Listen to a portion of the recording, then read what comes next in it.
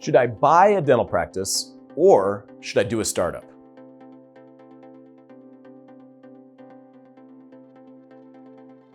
For the vast majority of dentists, purchasing a dental practice is going to be easier, faster, less risky, put more money in your pocket, and at least as rewarding as doing a startup.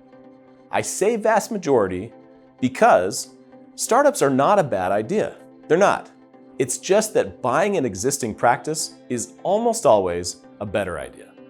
Why? Let me tell you. The typical dentist that I see consider a startup is usually considering doing a startup for the wrong reason. Most dentists that are considering a startup are doing it because they can't find a dental practice that they want to buy. It is theoretically possible that you're looking for a practice to buy in an area where there just simply aren't practices for sale. In the United States, that almost always means a very rural environment or an ex-urban environment somewhere on the very outskirts of a city that is just being built. Think North Dallas, somewhere on the outskirts of Phoenix, Boise, Salt Lake City, areas of the country that are growing fast. It is possible that you want to practice dentistry in an area where there is just either one dentist, zero dentists, two dentists, and they have no plans of selling in the near future. If that's the case, yes, a startup may be the best option. But if you're looking to own a dental practice in almost any area of the country, and you think that doing a startup is the best option because you simply quote unquote can't find a practice to buy, I have news for you. The problem isn't the market, the problem is probably you. You probably have done just a few Google searches, you've talked to a few brokers, you've been looking for a few weeks, maybe even a few months, you haven't found anything yet, AKA no one has handed you the practice that you're looking for and the geography that you want to live in with the practice profile that's interesting to you. And so you've thrown up your hands and you think startup is the route for you. Here's the bad news. A startup may work, it's just that the acquisition is going to be faster, less risky, going to put more money in your pocket sooner, and at least as rewarding as doing a startup. Earlier in my career, I did dental accounting, tax work, and financial planning.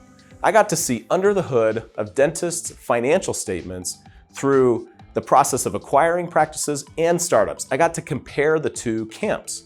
Without fail, the folks who bought practices were successful financially much sooner and at least as happy as those who did startups. Time after time after time, I talked to folks who did startups who assumed they were getting into one process and found themselves 12, 18, 24 months down the road, very frustrated that they were in a different process than they assumed they were getting into.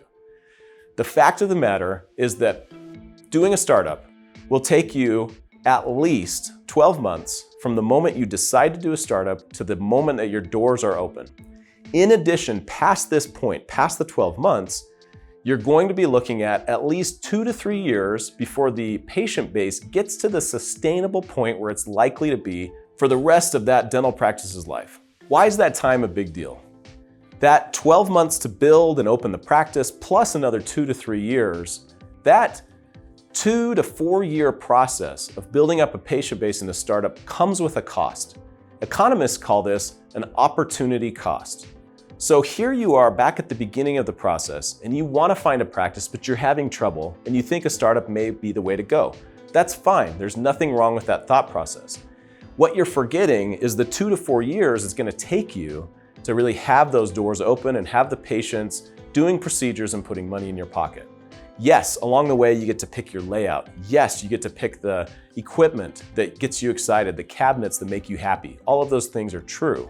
The problem is what type of practice could you have found in that same 2 to 4 year period, and how much faster would you have seen the type of patients you want to work with in the geography you want to work, working with colleagues and patients that get you excited and get you up in the morning and making the kind of money that you expected to make. There's one more problem with doing startups that nobody seems to talk about. I mean this with every bit of love in my heart for you dentists out there. But the cold hard truth is as you look at your colleagues, and I'm not talking about you, if you're watching this video, you're probably not this type of dentist, but look around at your colleagues and ask yourself, are my colleagues good business people? Generally speaking, your average dentist is really, really bad at business. Again, with all the love in my heart. If you're the kind of person who gets up every morning and you read Entrepreneur Magazine and you've read every book about starting a business, you can't wait to get in and own your own practice, and you've made your own business plan and you eat, sleep, and breathe the business side of dentistry, okay, a startup may be a great option for you. The problem that I see is most dentists that I talk with who are doing a startup don't have that same entrepreneur business bug. They're simply taking the startup route because it feels like the path of least resistance. If that's you, be honest with yourself. If you're taking the startup because it feels like the path of least resistance, I'm here to tell you it's a lot harder than you think. If you buy an existing practice, someone else has done the hard work of picking a location that works, finding the patients who want to come to that practice, hiring a staff, doing marketing that at least drives some patients through the door. An existing practice has done a lot of the hard business work for you, and you can be the beneficiary of that. So again, to wrap up, there are two things that most people who are considering startups seem to forget. One is the opportunity cost of all that time it's going to take you to open that practice. And the second is that you're probably not built to start a business from scratch. And you can absolutely take advantage of someone else's hard work and have those dollars rolling in from day one as an owner. One objection that I hear to doing an acquisition instead of a startup is the satisfaction factor. The satisfaction of building a practice from scratch, of sitting down with an architect and picking the layout and picking the furniture and the cabinets and the equipment and everything that gets you excited about working in a space. And I have to admit, there is a little bit of truth to that. If you can pick a modern office and make it look great, there is some satisfaction that comes along with that. Let me offer an additional perspective to layer on top of that truth. The additional perspective is this. No matter what practice you buy, even if you start a brand new practice from scratch, you will be updating that practice for your entire career. Even if you buy the super old practice with a dark room, carpets in the operatories, the ugly wallpaper on the wall, yes, you're gonna have to sink a little bit of money into updating that office and getting digital imaging, getting the latest equipment that's gonna allow you to practice dentistry at a standard of care that you're proud of. But that same thing is gonna be true in a startup as well. No matter if you start up a practice or you acquire a practice, you will have to invest money into that practice. No matter which route you take, you get to invest money in your practice. If you acquire a practice, that money you invest, you can shape the direction of your practice just like you would with a startup.